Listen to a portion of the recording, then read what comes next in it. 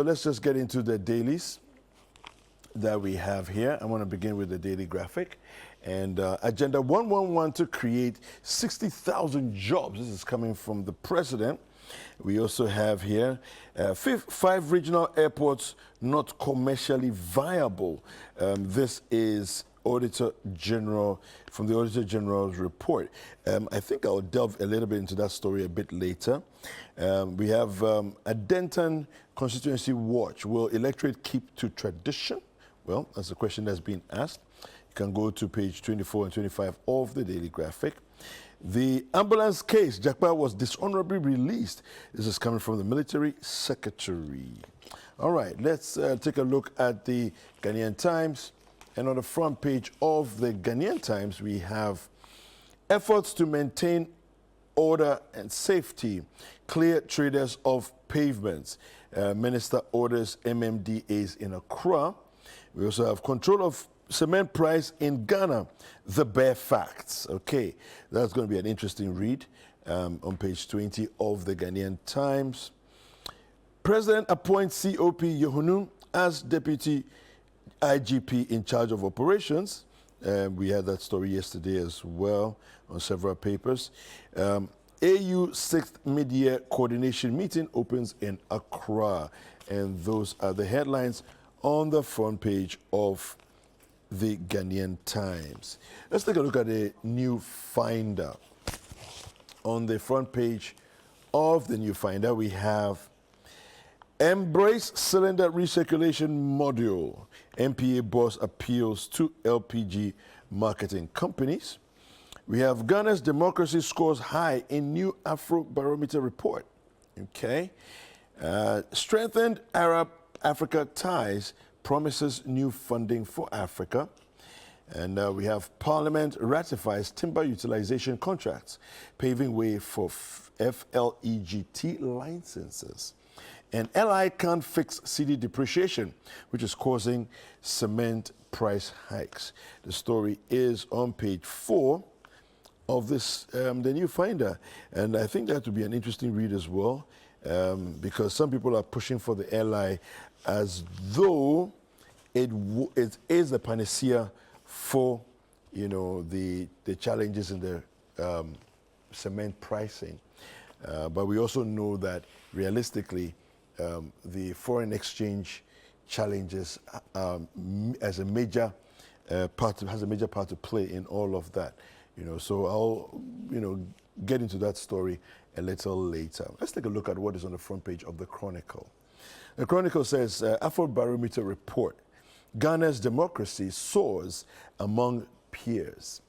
86% of voters say they will exercise their franchise in freedom.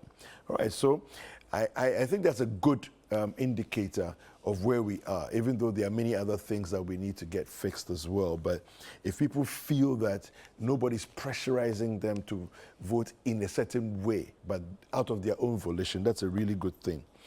Price control on cement sparks row. We have Hamid advises LPG marketing coys to accept CRM, and Valley View Varsity SDA Church honor Natoshi.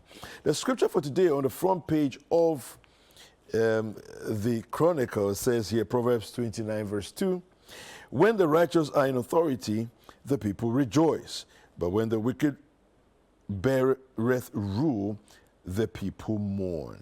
All right, and so that we have there for the Chronicle. Let's take a look at the Daily Guide. And on the front page of the Daily Guide, Ekrapim Benkum Division endorses NPP. Okay.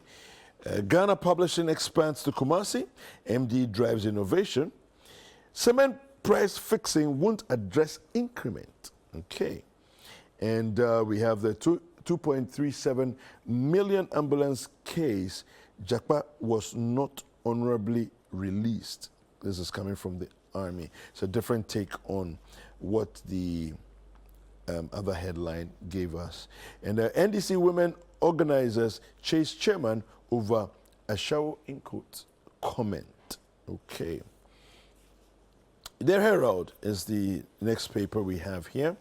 Another front page, it says, Akufo-Addo ties Dampare's hands with illegal, in quote, deputy IGP, days after Atachia's committee report confusion. All right. That's an interesting one.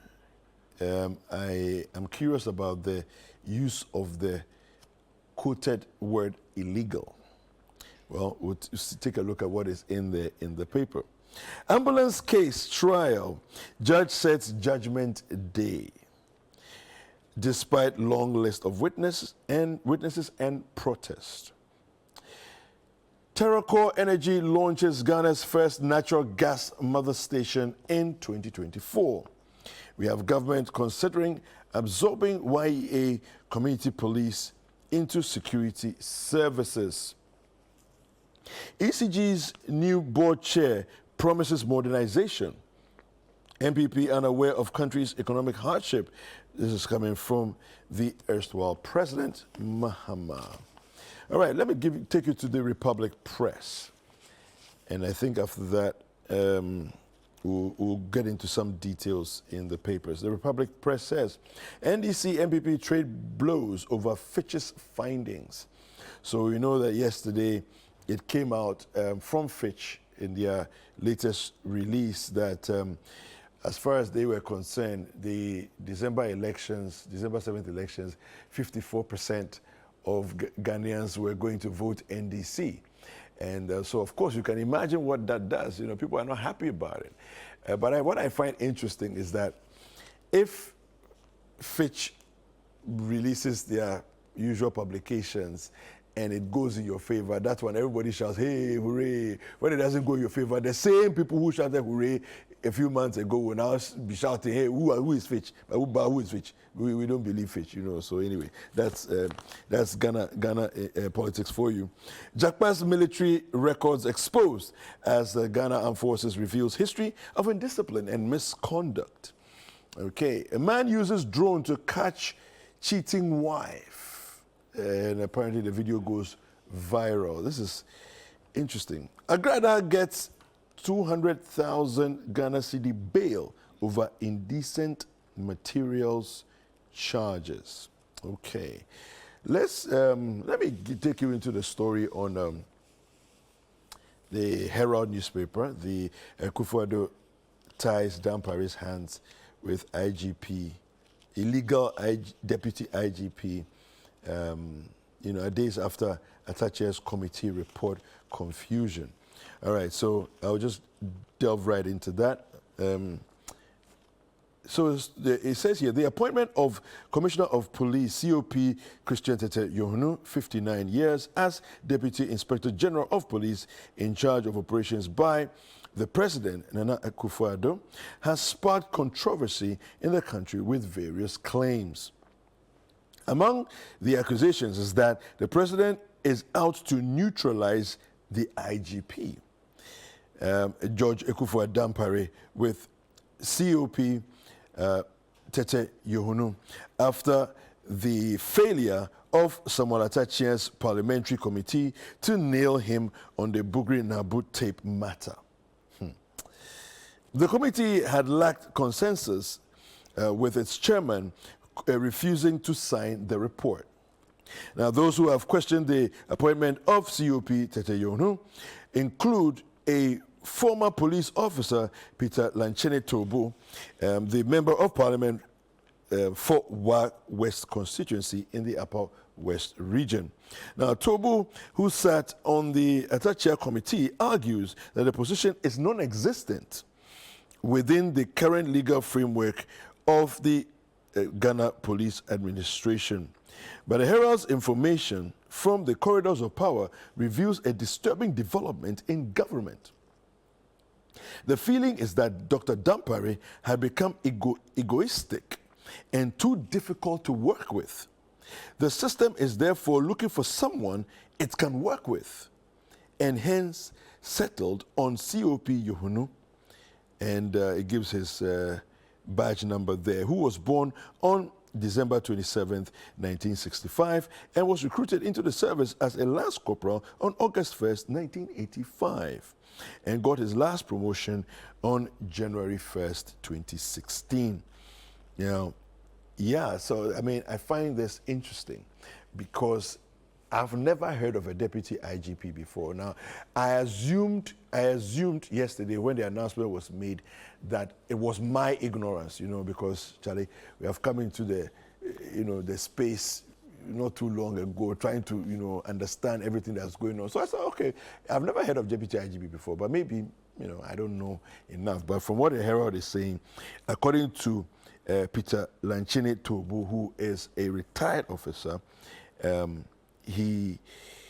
it doesn't exist. It's not a position that has existed as far as we have practiced. But again, we can always make new, positions available in it. Yeah, we can. Or once we have the power, we can do what we want, right?